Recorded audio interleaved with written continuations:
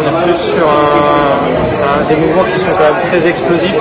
Je cherche vraiment la qualité de vitesse dans les mouvements, pas sur quelque chose de très lourd, mais sur une base très explosive, très dynamique.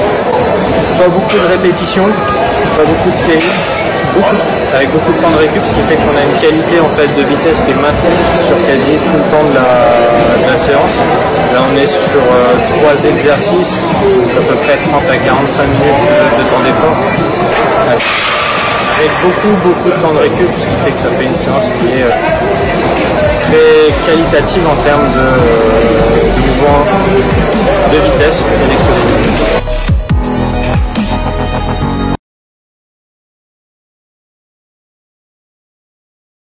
Alors là, j'ai fait une séance spécifique de renforcement de mon épaule droite, surtout parce que je me suis fait une subluxation il y a 2 semaines. Sur un shoot de corner, je me suis allongée et mon épaule est sortie et elle est re-rentrée toute seule. Du coup, là, l'objectif, c'est vraiment de renforcer tout ce qui est partie haut du corps, trapèze, les pectoraux, etc. Donc c'est hyper spécifique à mon poste de gardien de but, enfin hyper spécifique et important. Parce qu'un gardien de but, c'est toujours la crosse en l'air, ça va toujours chercher les extensions, l'impact avec la balle par exemple, ça crée des tensions dans les épaules et on est très souvent au sol à devoir plonger. Et c'est du coup hyper important, c'est des gardiens de but qui regardent cette vidéo, prenez soin de vos épaules parce que c'est une partie du corps qui peut être blessée assez facilement si on n'y prend pas soin. Du coup là c'était l'objectif, c'est de prendre soin de mes épaules et renforcer tout ça pour la compétition.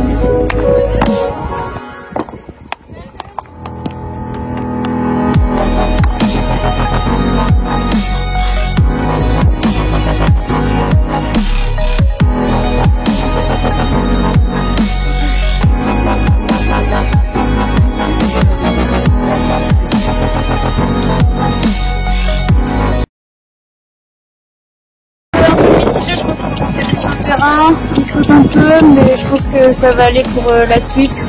Je pense que c'est important qu'on ait ce match tout de suite pour se mettre tout de suite dedans, et pour la suite de la compétition, je suis confiante. Malgré le résultat, je pense que ça va nous pousser encore plus, nous motiver encore plus, et on a quand même eu beaucoup d'occasions, donc on mérite un peu plus. Mais c'est positif pour la suite, ça va bien se passer, je suis hyper confiante, hyper motivée pour la compétition.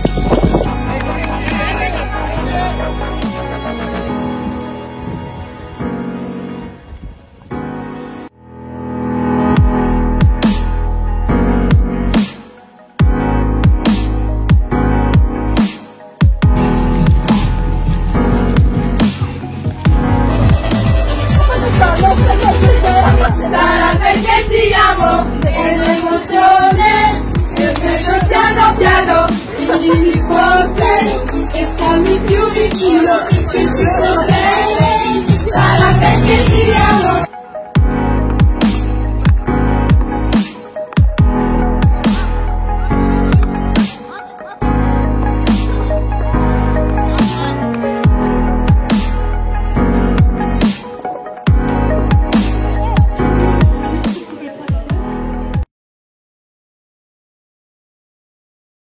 Donc on utilise une cathédrale, donc vous la voyez bien, là.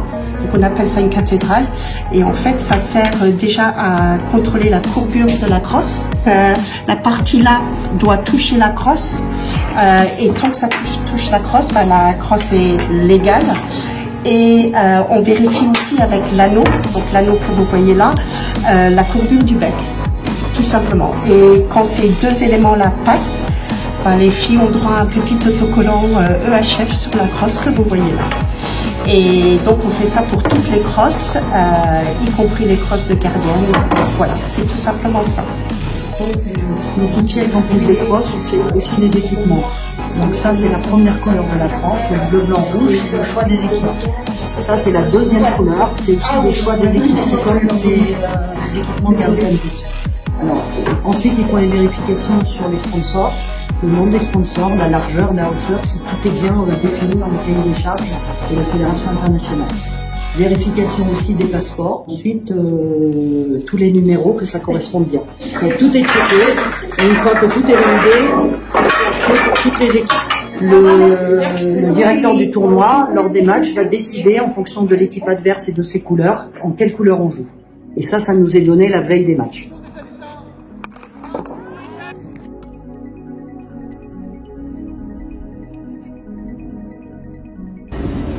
Il y a une chose qui va faire que vous allez écrire vraiment votre histoire, c'est le plaisir de faire les choses.